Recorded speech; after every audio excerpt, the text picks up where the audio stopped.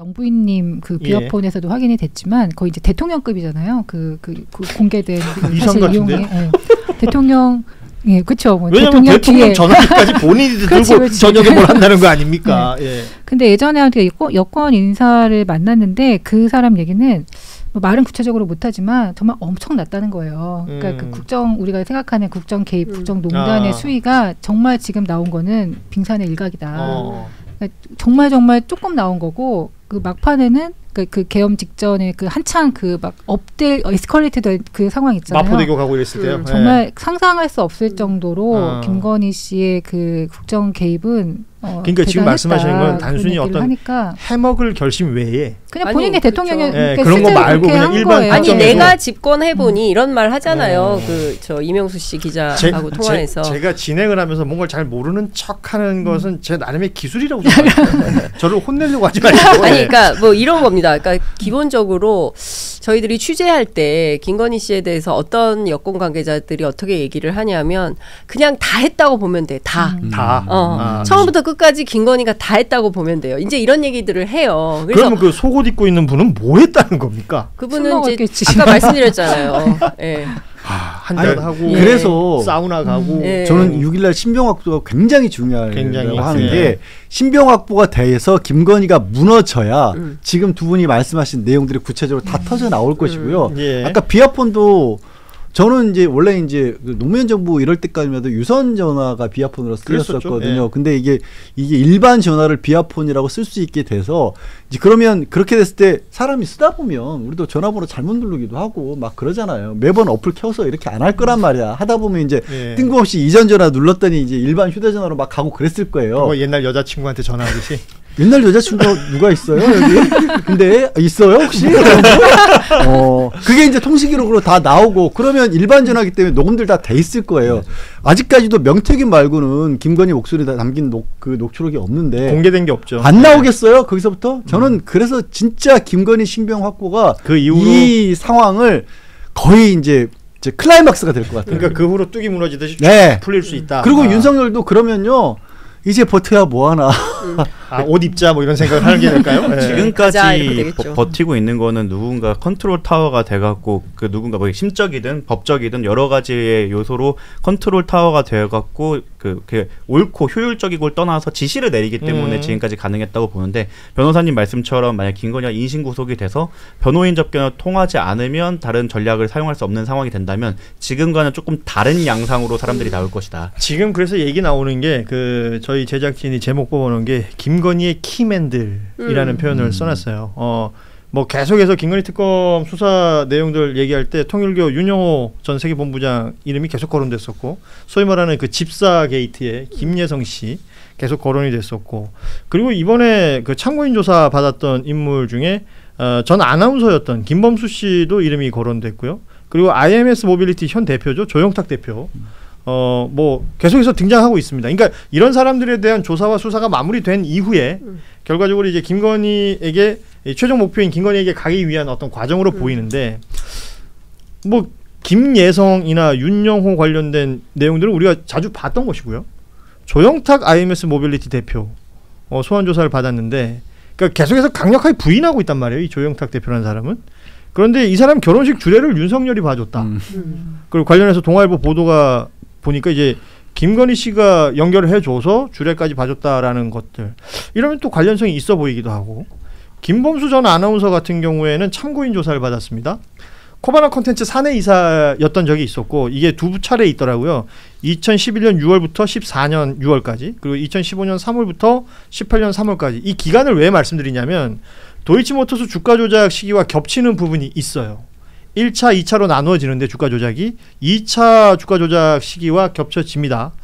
그 과정에서 뭐 주식 거래 정황을 포착한 특검이 참고인으로 불렀다라는 내용들까지 확인이 되고 있는데 기존에 거론되지 않았던 인물들도 이렇게 등장을 한다는 것은 주변을 전반적으로 다 보고 있다 이렇게 봐야겠죠. 그렇죠. 사실은 예전 일까지 그러니까 저는 김건희 특검이 그 발생 현안 이외에 그 보이지 않는 덩어리까지 그러니까 빙산의 그 아래 까지도 싹 다 들여다보고 수사를 확대하고 있는 거 아닌가라는 생각이 좀 들고 그래서 덜어는 어떤 걱정을 하냐면 이거 다 할 수 있을까? 그러니까. 너무 방대하게 벌리는 거 아니야? 그래도 이제 될 수 있는 것들 위주로 해야 되는 거 아닌가? 그리고 김건희로 가는 다리가 실선보다는 여전히 점선으로 이어진 대목들이 많아서 요것들을 구체적으로 확인하는 게 더 우선 아닌가? 이제 이런 얘기들을 하고 있기는 합니다. 근데 그럼에도 불구하고 저는 말씀하신 대로 신병 확보가 되면 일종의 커다란 뚝이 하나 무너지는 거거든요. 그러니까 사실은 김건희 씨에 대해서 못했던 건 다 임명을 김건희 씨가 한 거 아니야? 심우정 총장 왜 저래? 왜 김건희가 임명했으니까 뭐 등등등등의 이제 이야기들이 정치권에 많이 떠돌았단 그러니까 말이죠. 이야기였죠. 근데 이런 것들이 사실로 확인이 된다면 수사를 통해서 그러면 그거는 뭐 일파만파 커지는 것이고 사실상 그 통일 대통령 영구집권 뭐 이런 얘기들이 공연한 얘기가 아니었구나라는 것까지 입증되는 단계로 가지 않을까 싶어요. 저는 지금 특검이 수사하고 있는 방식은 김건희 씨에 대한 신병을 확보하는 걸 전제로 이 사람들의 1차 진술을 받았다고 생각합니다. 이 사람들의 1차 진술을 확보해놓고 그거를 전제로 뭐 증거인멸 우려나 뭐 진술 오염의 우려를 밝혀서 김건희 씨의 신병을 확보하고 그 다음에 저 사람들이 그 발언이 어떻게 변하는지를 현출해내기 위해서 그래서 미리 불러놨다고 생각합니다. 확보하고 불러놓으면 처음부터 선처를 받기 위해서 할 수도 있겠지만 이 워딩이 변해가는 과정이 사실은 제일 중요하거든요. 그게 또 수사 과정이 되겠죠. 그래서 지금 이분 사람들을 불러갖고 어떤 혐의를 뭐 밝혀내겠다 아니면 이걸로 종결을 하겠다 이걸로 마무리를 하겠다는 게 아니라 이걸 통해서 김건희의 그 신병을 확보하고 그 이후에 너네가 어떻게 그 발언이 변해가는지 봐라. 그리고 그걸 김건희가 전에 들었을 때 이제 서로 간의 유대가 끊기고 그 과정에서 뚝이 무너질 거다라고 생각을 합니다. 그렇게 또 주애소의 딜레마가 시작이 될 것이고. 그리고 보면 이제 그 김건희와 관련된 부분이 아직까지는 뭐 다 드러나지 않았고 두 분 아까도 말씀하신 것처럼 근데 큰 건들이 눈에 보이는 게 삼부토건 같은 경우잖아요. 세상에 다른 나라의 전쟁을 이용해서 수익사업을 전개했던 그런 경우를 역사적으로도 저는 진짜 본 적이 없는데 대한민국이란 국가를 범죄 플랫폼으로 근데 그렇게 큰 일을 벌인 것 치곤 주변에 있는 인간들이 그다지 큰 일을 해왔던 사람들이 아니에요. 일군이 아니죠. 그런 사람들이 아니에요.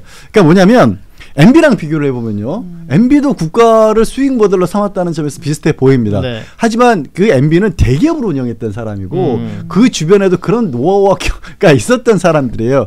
근데 김건희는 그러니까 이런 거예요. 지금 현대건설과 코바나 콘텐츠를 비교하는 그렇죠. 그러니까 동네 깡패가 어느 날 갑자기 큰 지역구를 맡아버린 거예요. 관할을 나와바리를 확 키워버린 거예요. 근데 배운 거 하던 수법은 비슷한 거죠. 나와바리 이런 표현은 좀 전문 용어입니다. 전문 용어. 동네 깡패 얘기를 했기 때문에 어쩔 수 없이 쓴 것이고요.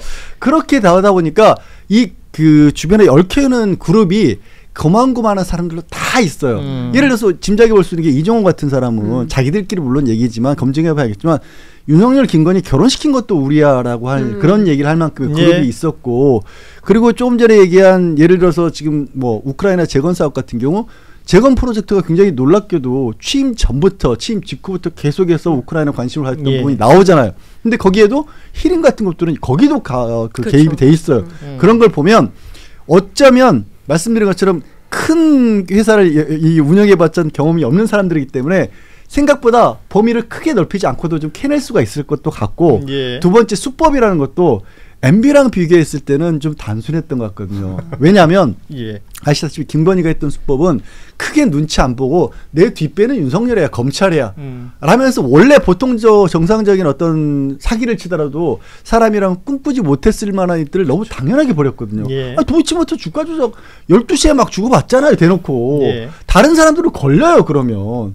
쏴주 셈. 그래서 저는 김건희 특검 쪽에서도 넓히는 것 같은 우려도 저 동시에 하지만 생각보다 풀리면 그렇게까지 크게 복잡하지 않을 수도 있을 것 같아요. 그러니까 지금 뭔가 그 트리거가 되는 부분이 탁 펴지면 쭉 무너질 수도 있다라는 얘기를 계속 해주고 계신데 지금 오늘 내란 특검 관련된 수사 내용들이 지금 오후에 쏟아져 나오는데요. 그러니까 법무부 장관 박성재 전 법무부 장관도 압수수색 그리고 지금 조금 전에 나왔던 내용은 이 최혜병 특검에서 심우정 전 검찰총장을 압수수색했다라는 또 내용이 나옵니다. 이 모든 것들이 당시에 이종섭 전 국방장관이 호주 대사 임명되고 떠날 때 그때 이미 출국 금지 상태였잖아요. 그러니까 공수처의 수사를 한 번 가서 그 억지로 받죠. 억지로 받고 수사받았다는 이유로 출국 금지가 풀리고 호주 출국이 가능해지는 일련의 상황들이 있었는데 당시 법무부 장관, 검찰총장 등이 어떤 역할을 한 것 아니냐라는 의심에서 특검 수사 내용이 지금 나오고 있습니다. 내란 특검이 할 줄 알았더니 최혜병 특검. 그렇습니다. 네. 희한한데 또 겹치네요. 이종섭 전 국방장관은 또 바로 연결이 되는 지점들이 있으니까 여기에 이게 참 믿기 어려운 정황들이 하루 이틀 계속 쏟아져 나오고 있으니까 윤석열 작년 5월 기자회견을 좀 언급하고 싶은데 당시 이종섭 전 장관 관련해서 이야기하면서 출국 금지 상황인지 몰랐다. 내가 호주 대사 임명한 이유는 호주에 방산 협력할 일이 큰 게 있어가지고 국방장관 출신인 이종섭을 임명했다라고 얘기를 했어요. 그때도 아무도 안 믿었죠. 그러니까요. 그냥 개인이 네이버에서 쳐서 들어가서 확인도 가능합니다.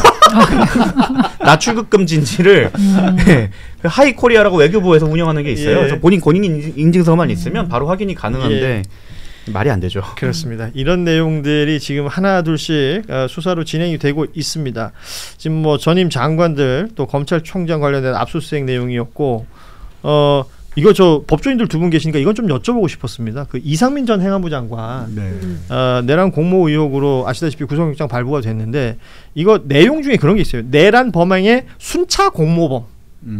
법전은 왜 이렇게 다 말을 어렵겠습니까? 뭐 순서대로 짰다는 얘기예요. 그대로 해석하면 쉬운데. 그러니까 진행자가 그 정도도 그거 못 알아듣는 내가 잘못된 겁니까? 그렇죠. 지금 우리 국민들 상대로 지금 그렇게 얘기하는 겁니까? 아니 국민을 대표하십니까? 진행자가? 개인의 어떤 잘못된 부분 나는 그 중간 평균치라고 생각합니다. 스스로 그렇게 평가하고 계십니다. 법조인들 못 쓰겠습니다.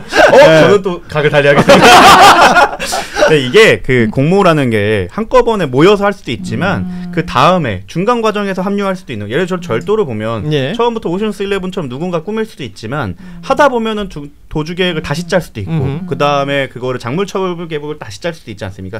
그렇게 순차적으로 처음 계획 이외에 그 다음에 뒤처리 과정이나 아니면 사실 성공했을 때 어떻게 할지에 대해서 중간에 공모에 들어갔기 때문에. 그러면 내란이라는 게 처음 기획될 때부터 내가 합류하지는 않았으나 그쵸. 이게 진행되는 과정에 어느 순간에 들어와서 그 범행에 가담했다면 그것도 공범으로 본다. 그렇죠, 맞습니다. 그게 이제 일부 가담인데 전체 범죄에 대한 책임을 물을 수 있느냐 없느냐를 가지고 얘기를 한 거고, 이상민 같은 경우는 중요임무 종사인 거거든요. 그래서 중요임무 종사가 아니 그 국무회의만 꾸며준 거 아니야? 라고 물어볼 수 있잖아요. 그럼 단순 방조 아니야? 라고 했을 때 지금 정 변호사님 설명 잘 주신 것처럼 아니야 그렇게 보지 않아 법적으로는.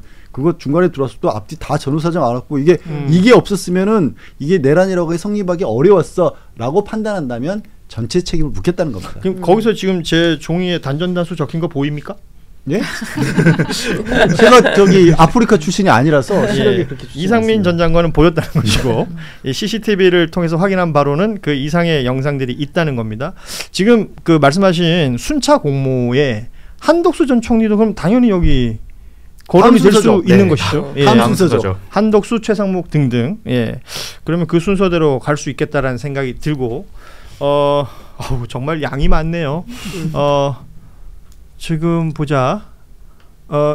그러니까 빙산의 일각이다. 구여권, 구여권, 현야권. 뭐 저희끼리 잠시 뭘 봤습니다. 미안합니다. 근데 설명을 좀 드릴 필요는 있을 것 같아요. 아까 우리 최정 그 빙산의 일각이다. 그 국정농단이 그 빙산의 일각이다라고 제가 이제 그 소스라 여권 인사라고 했는데 여가 구여권이고요. 지금은 현야권입니다. 그 당시에 그 구여권 그 기존에 굉장히 정권의 핵심 가까웠던 윤석열 부부와 가까웠던 한 인사의 얘기고, 그 사람은 뭐 이렇게 떠질게 터졌다는 건데 정말 상상할 수 없을 정도의 많은 일들이 있었다. 차마 얘기는 못하지만 하여튼 엄청났다. 그런 얘기를 반복해서 하더라고요. 그래서 저희 그 변호인단 저희가 어떻게 보면 최상병 그 박정훈 대령도 변호를 하고 강희경 씨를 변호하다 보니까 참 저희를 미워했을 거잖아요. 그때 얘기할 때 윤석열이 너를 미워한다가 아니라 김 여사가 너희를 미워한다 이렇게 표현을 하더라고요. 그때부터 뭔가 이상하긴 했습니다. 앞서 그 심우정 전 검찰총장 관련해서는 검찰총장 당시의 직을 가지고 압수수색을 했다기보다는 앞서 말씀드린 것처럼 이종섭 전 장관 호주 대사 출국하는 과정에 당시 법무부 차관이었기 때문에 앞서 박성재 전 법무부 장관과 함께 그러니까 법무부 단위에서 그 출국 금지가 해소되는 일련의 과정에서 역할한 것 아니냐라는 의심으로 지금 압수수색을 그래서 최혜병 특검에서 한 것 같아요. 그 외에 뭐 내란 특검에서 또 들여다보기에는 다른 혐의가 있을 수도 있는 것이죠. 예. 네. 오늘도 정말 부지런히 달려와서 저희가 이제 항상 4시 30분, 4시 반쯤에는 방송을 마무리하려고 합니다만 단 한 번도 지키지 못하고 있습니다. 그리고 지금도 다 못했어요, 사실. 근데 이제 또 방송을 마무리해야 될 시간이 됐습니다. 저희가 이제 꾸준히 특검 수사 내용들 저희가 소개를 해드리고 그 이후 과정들에 대한 예측도 하고 있습니다만 오늘은 깔끔하게 정리되는 건 하나인 것 같습니다. 8월 6일 김건희 소환. 거기에 답이 있다. 네. 예. 그리고 그 이후에 있을 신병 확보. 그게 뭐 구속이 될지 긴급 체포가 될지 어떤 형태로든 신병을 확보하는 것이 중요한 포인트가 될 것이고 그 뒤로 와르르 무너질 수도 있다. 예. 어디서부터 어떻게 무너질지는 또 저희가 상세히 전해드리도록 하겠습니다. 네, 무너뜨려야죠. 그리고 벌써 이제 8월이에요. 7개월이 완전히 지나가 버린 거거든요. 우리 국민들이 올 1년을 다 지금 내란을 종식시키는데 써야 됩니까? 오늘이 8월 4일이니까 이제 8개월 지난 거죠. 그렇습니다. 근데 그러면 너무나 많은 에너지를 쓰고 그렇습니다. 있는 거예요. 자율신경계가 진짜 폭발할 것 같아요. 전 국민이. 그렇지 그러니까 않습니까? 우리의 자율신경계 좀 신경 써주시기 그렇죠. 바랍니다. 우리의 자율신경계를 신경을 써줘라. 국민 건강. 그럼에도 불구하고 저는 김건희 특검은 차후에 뭐 새로 입법이 되든 개정이 되든 해서 규모와 그 기간을 대폭 수정을 해야 된다. 왜냐하면 누누이 말씀드려 제가 그 창원지검에서 명태균 건 약간 수박 겉핥기로 수사할 때가 검사가 11명이었습니다. 그렇죠. 지금 담당하시는 분이 거의 그대로 와 계시는데 한 번이라도 기록을 보셨던 분이 3분 계세요. 그러니까 지금 16개 혐의라고 하지만 지금 계속해서 추가되는 혐의들도 있을 수 있는 것이고 팀을 나눴다고는 합니다만 절대적으로 인원이 부족하다. 너무 부족하고 절대적으로 시간이 부족하다. 그 한 건 한 건이 특검감이다. 이런 얘기들 다 하는데 이게 뭐 제도적으로 보완될 필요가 있겠다. 라는 얘기까지 오늘은 마무리하도록 하겠습니다. 자, 오늘 뉴스다이브 월요일 시간 저희가 이제 형편이 좋아져서 마이크가 하나 늘어가지고요. 이렇게 4분 다 앉혀놓고 방송하니까 아주 좋습니다. 덕분에 우리 최혜정 부국장은 아까 나가고 싶었는데 나갈 타이밍을 놓쳤어요. 오늘 새로운 스타 탄생을 기원합니다. 오늘 방송 시작 전에 주진우 기자 닮았다고 얘기해 주신 분께 심심한 감사의 말씀을 드리면서 어딜 봐서 제가 좀 낫지 않나요? 그래도 자, 오늘 뉴스다이브는 여기서 마무리하겠습니다. 우리 양지열 변호사, 최혜정 부국장, 정구승 변호사, 장윤선 기자하고도 여기서 인사 나누죠. 고맙습니다. 네, 감사합니다. 자, 뉴스다이브는 내일 오후 3시 30분에 다시 찾아옵니다. 여러분 고맙습니다.